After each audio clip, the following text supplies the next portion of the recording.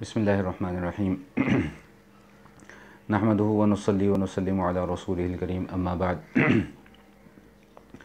قربانی کا گوشت کیسے استعمال کرنا چاہیے، اس حوالے سے عوام میں کافی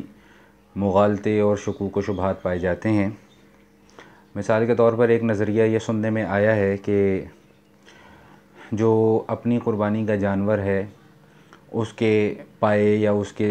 اس قسم کے جو لوازمات ہیں گوشت سے ہٹ کر وہ چیزیں ہم لوگ خود استعمال نہیں کر سکتے۔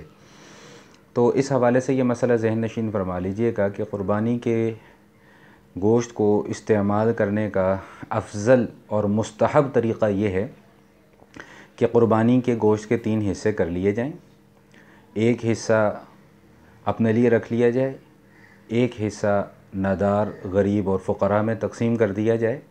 اور ایک حصہ اعزاء اقارب میں تقسیم کر دیا جائے۔ یہ افضل اور مستحب طریقہ ہے، اور اگر کسی کے اہل و عیال زیادہ ہیں، اس کا خاندان بڑا ہے، اس کے گھر کے افراد زیادہ ہیں،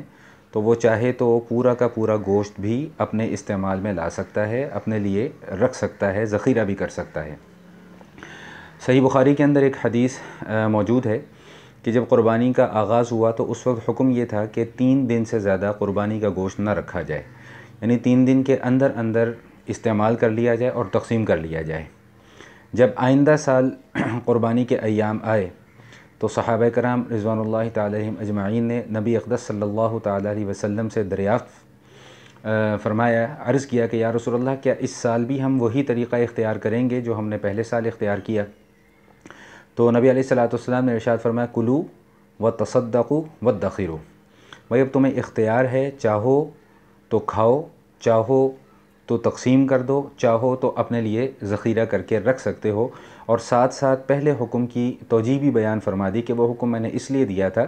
کہ قحط کے ایام تھے، تو میں نے چاہا کہ زیادہ سے زیادہ گوشت جو ہے وہ سب لوگوں کے درمیان میں تقسیم کیا جا سکے۔ تو یہ مسئلہ ذہن نشین فرما لیجئے گا کہ قربانی کا گوشت ہم چاہیں تو خود بھی استعمال کر سکتے ہیں، ذخیرہ بھی کر سکتے ہیں، اور اس کو تقسیم بھی کیا جا سکتا ہے، اور لیکن مستحب اور افضل طریقہ وہی ہے جو میں نے آپ کے سامنے عرض کیا کہ گوشت کے 3 حصے کر لیے جائیں، اور ایک حصہ اپنے لیے رکھ لیا جائے، ایک غریب اور فقراء میں تقسیم کر دیا جائے، اور ایک رشتہ داروں کے اندر تقسیم کر دیا جائے۔ دوسرا مسئلہ تکبیرات تشریق کے حوالے سے ہے۔ انشاءاللہ کل بروز پیر 12 ستمبر سن 2016 ہمارے ہاں ذی الحجہ کی 9 تاریخ ہوگی، تو کل صبح فجر کی نماز سے لے کر 13 ذی الحجہ کی عصر کی نماز تک ہر فرض نماز کے بعد تکبیرات تشریق پڑھی جائیں گی، تکبیر تشریق پڑھی جائے گی، اور ایک مرتبہ اس کا پڑھنا واجب ہے، مرد پر، عورت پر، چاہے جماعت کے ساتھ نماز پڑھ رہے ہوں، چاہے انفرادی نماز پڑھ رہے ہوں۔ اور تکبیر تشریق کے الفاظ یہ ہیں، اللہ اکبر، اللہ اکبر، لا الہ الا اللہ، واللہ اکبر، اللہ اکبر، وللہ الحمد۔ یہ ہر شخص کے لیے اس کا پڑھنا ضروری ہے۔ مردوں کے لیے حکم یہ ہے کہ وہ متوسط درجے کی آواز سے پڑھیں، نہ بہت چیخ و پکار مچا کر اور نہ بالکل دھیمی آواز سے، جبکہ خواتین کا حکم اس کے برعکس ہے کہ ان کے لیے حکم یہی ہے کہ وہ ہلکی آواز سے تکبیر پڑھیں۔ اب جماعت کے ساتھ نماز پڑھ رہے ہوں تب بھی یہ تکبیر پڑھی جائے گی، اگر جماعت رہ جاتی ہے اور تنہائی میں نماز پڑھ رہے ہیں تب بھی فرض نماز کی ادائیگی کے بعد یہ تکبیر پڑھی جائے گی۔